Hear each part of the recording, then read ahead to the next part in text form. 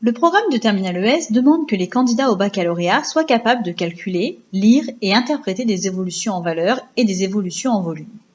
Lorsque les données sont formulées en unités monétaires comme l'euro ou le dollar, elles peuvent être, en effet, soit en valeur, soit en volume.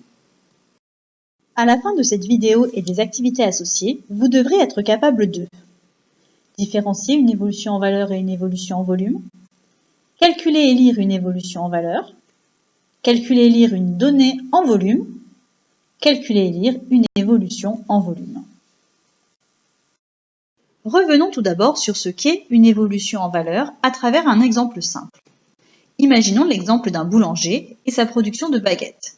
En 2014, en vendant 100 000 baguettes au prix de 1 euro, il réalise un chiffre d'affaires de 100 000 euros.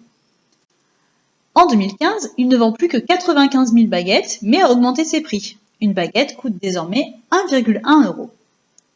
Son chiffre d'affaires en 2015 est donc de 95 000 fois 1,1 euro, à savoir 104 500 euros. Les chiffres d'affaires sont ici des données en valeur. Ce sont les données que je constate. Je peux donc mesurer l'évolution en valeur de mon chiffre d'affaires grâce par exemple à un taux de variation entre 2014 et 2015. Mon chiffre d'affaires a augmenté de 4,5% alors que le nombre de baguettes a diminué.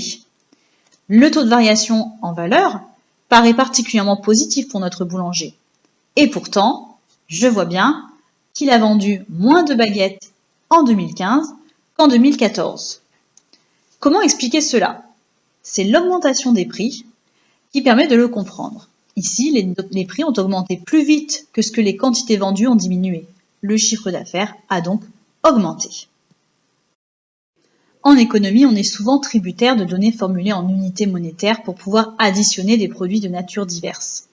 Or, lorsqu'on veut calculer comment un revenu, une production ou encore une valeur ajoutée évolue, on se retrouve rapidement en face du problème posé par les évolutions à partir de données en valeur, c'est-à-dire en unités monétaires.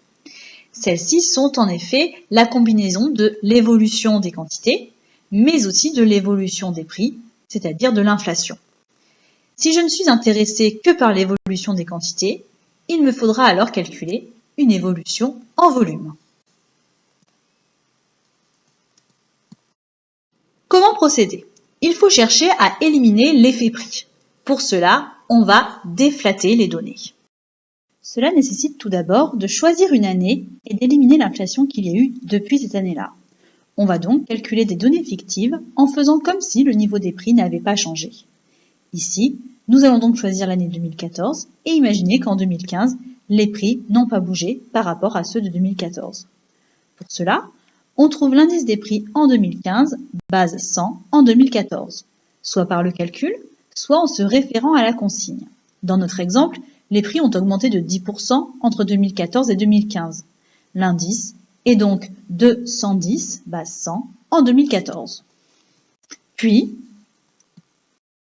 on va déflater les données en utilisant la formule suivante, à savoir, on va prendre la valeur constatée, la valeur en valeur, la diviser par l'indice des prix entre la base et l'année étudiée et la multiplier par 100.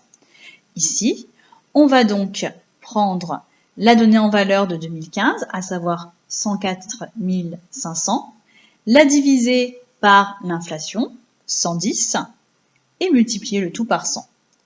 Si les prix n'avaient pas évolué, c'est-à-dire si le niveau de prix en 2015 était le même qu'en 2014, le chiffre d'affaires de notre boulanger aurait donc été de 95 000 euros. Voici donc une valeur en volume. Ensuite, pour calculer l'évolution en volume, il suffit de faire un taux de variation ou un coefficient multiplicateur entre notre donnée en volume et la donnée en valeur de l'année de base. Donc ici, entre 100 000 et 95 000. On trouve donc une diminution de 5% du chiffre d'affaires en volume, ce qui revient donc à retrouver l'effet quantité du départ. Le plus souvent, lors des épreuves de baccalauréat, vous aurez surtout à lire des données ou des évolutions en valeur ou en volume. Il est donc primordial de réussir à les identifier. Voici une liste de termes qui peuvent vous permettre d'identifier à quel type de données vous avez affaire.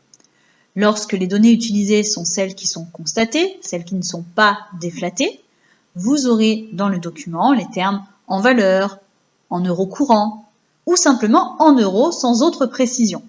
Ou bien vous retrouvez parfois la valeur nominale.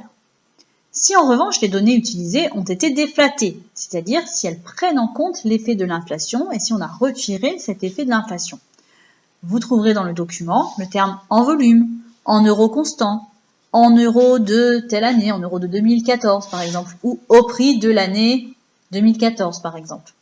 Ou encore, parfois, vous trouverez le PIB réel, par exemple, un salaire réel. Il nous faut à présent expliquer comment lire ce type de données.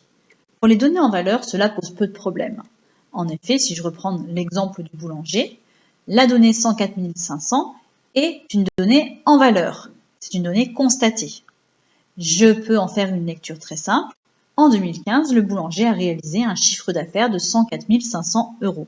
Comme nous l'avons vu dans la diapositive précédente, le simple fait d'avoir euros sans autre précision indique que je suis en présence de données en valeur.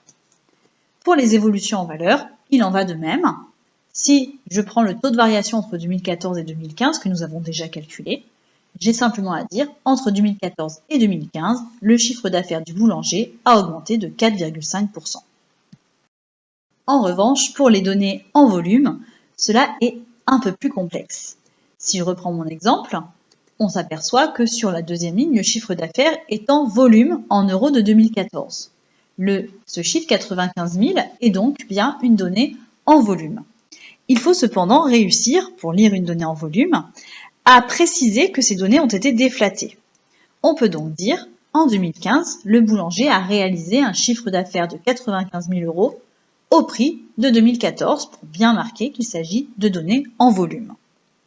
Cela permet donc de dire que l'inflation entre 2014 et 2015 a été éliminée. Il en va de même de l'évolution en volume. On voit dans ce document qu'il s'agit bien d'évolution en volume, comme l'indique le document. Pour lire cette donnée, il faut donc préciser d'une manière ou d'une autre qu'il s'agit de données déflatées. On pourra ainsi dire, en 2011, le PIB réel mondial a augmenté de 3,8%. Ou bien utiliser une formulation équivalente, en 2011, le PIB mondial a augmenté de 3,8% en volume.